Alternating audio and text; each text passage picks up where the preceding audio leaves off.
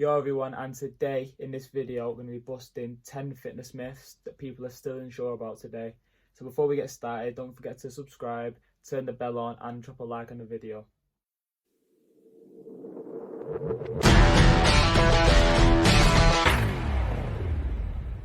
Yeah, so fitness myth number 1, will alcohol make you fat? So yeah, overconsumption of any food will result in a storage of fat, not just alcohol. What I would advise is before you're going out to drink, try and lower your fat intake beforehand, and also as hard as it can be, the day after, whether it's on a Sunday or whatever, try and not hangover binge. So don't be trying to eat in McDonald's 4 times a day when you're hungover, just because obviously that can have negative effects and will probably lead to fat storage more than the alcohol actually would have done. The occasional night out is not a problem, but consistent excessive drinking will affect your fat loss progress. Going out and drinking alcohol can interrupt your training routines, whether that's interrupted sleep, dehydration, or as I said before, a hangover. So does alcohol make you fat? It depends on the person. It's not a yes, it's not a blanket no. So if you're going out drinking once occasionally, that's not going to make you fat overnight. But as I said, if you're consistently excessively drinking, it will lead to fat storage. Fitness myth number 2, is the keto diet good for fat loss? So the keto diet is a high fat, low carb diet when you're usually looking at around 5% carbs, 20% protein and 75% of fats. And when you're looking at the 5% of carbs, you're usually getting this from sources such as fruits, vegetables and traces of carbohydrates in other small foods. The keto diet is effective at suppressing your appetite. However, this can be done through your water intake, your fibre intake or intermittent fasting. It is said that the keto diet has a unique metabolic advantage. However, when we look into this, it may just cause you to eat less calories through food elimination and reducing your appetite. I have personally tried the keto diet before and I do find it to be unsustainable. So what I would advise is having a normal balanced diet but eating in a calorie deficit in order to lose fat. So fitness myth number 3 is the anabolic window real? So the anabolic window is the idea that you should be consuming your protein or any other food 30 minutes after you finish working out.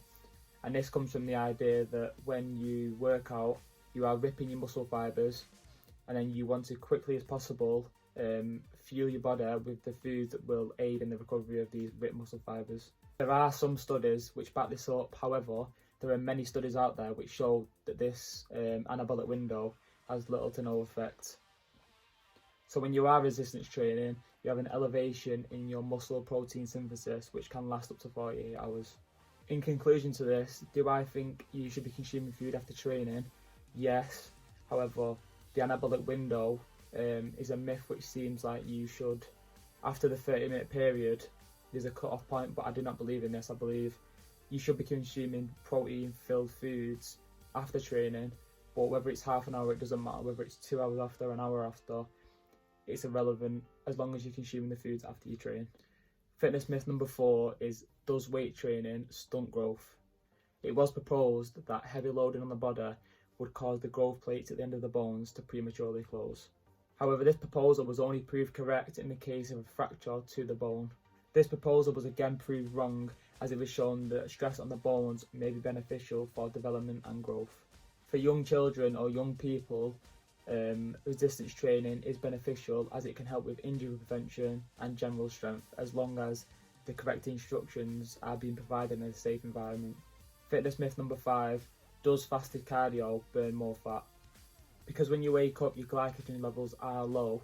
During the cardio, your body should turn to your fat storage as a supply source. But just because, yes, you are burning more fat during the cardio session, it does not mean that you'll be burning more fat overall or over the 24-hour period. You will then be more likely to burn fat throughout the rest of the day, throughout the next 24 hours, than you would be as if you didn't do the fasted cardio.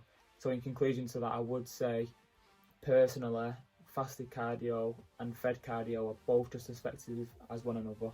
However, the benefits of doing fasted cardio for some people, and the reason some people enjoy it, is because they don't feel like they've got a heavy stomach, they don't feel like they are fatigued, it gives them a good start to the day and they feel energised for the rest of the day after they've done the cardio session.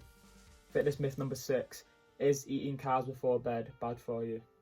So when it comes to eating carbs before bed, there's 2 points. You've got the first point, which is that your metabolism apparently slows down, which it doesn't, and also that your carbs that you eat will be stored as fat, which again does not.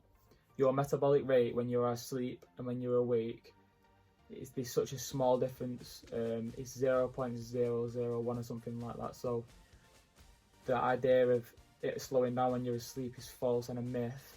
Also, carbs storing themselves as fats is not easily done. So both the points backing up that carbs will be bad before bed are both myths. Fitness myth number 7, are energy drinks bad for you? So are they bad for you? A lot of people in the fitness industry nowadays use, obviously you've got a pre-workout, and a lot of people use energy drinks as their pre-workout. A lot of the times when you turn around the energy can and you see the long list of chemicals on the back of the can, it puts a lot of people off, and people think all the chemicals are bad for you just because the title of chemicals. But really, vitamins can be classed as chemicals, water can be classed as a chemical. So don't let the idea of a long list of chemicals put you off the energy drink. Rather than the long list of chemicals again on the back of the can, what I would be worried about is the sugar and the caffeine intake inside of the can. So you can have diet or no sugar energy drinks, which completely eliminates the sugar, the harmfulness of the sugar for point number 1. And then again with caffeine, a lot of people get addicted to caffeine, as you know, coffee and stuff like that. It's part of people's everyday life. But in one kind of monster, you are exceeding the daily set amount you should be aiming to have of caffeine. So do I personally think energy drinks are bad for you? Well, personally, I don't consume energy drinks, but I think it does depend on your health, your age. There's loads of different factors which come onto it and depend into whether they are bad for you or not. But again, as I said in the previous point, anything can be bad for you in certain amounts. So you can have 10 cans of Red Bull, and that could be just as bad for you as if you had 10 bottles of milk or anything. They can both be harmful in moderation. Fitness myth number 8, breakfast is the most important meal. Yeah, so the main 2 reasons why people believe that breakfast is the most important meal of the day is because they believe that it starts up your metabolism, and it also sets you up for the rest of the day and gives you energy throughout. So there have been many studies which show there is no change in your metabolism whether you have breakfast or you don't have breakfast. I think so, that it's a personal choice whether you have breakfast or not. But if you do not have breakfast and you are skipping breakfast, then you do have a shorter amount of time where you have to fit your calories in for the day. So say you're trying to hit 2,000 calories, you've again got a short amount of time period to try and fit them calories in, which can be difficult, especially if you're trying to be in a calorie surplus. Fitness myth number 9, is the mind-muscle connection important? I think prior to recent times, a lot of people didn't believe that the mind-muscle connection was important, but personally when I've trained, I do find it to massively help. There has been many studies as well showing muscle growth compared to the people who try and use mind-muscle connection and to the people who don't use mind-muscle connection. So is the mind-muscle connection important? Yes. Is it a fitness myth? No. Yeah, so the final one on this list, number 10, do you need 8 glasses of water per day?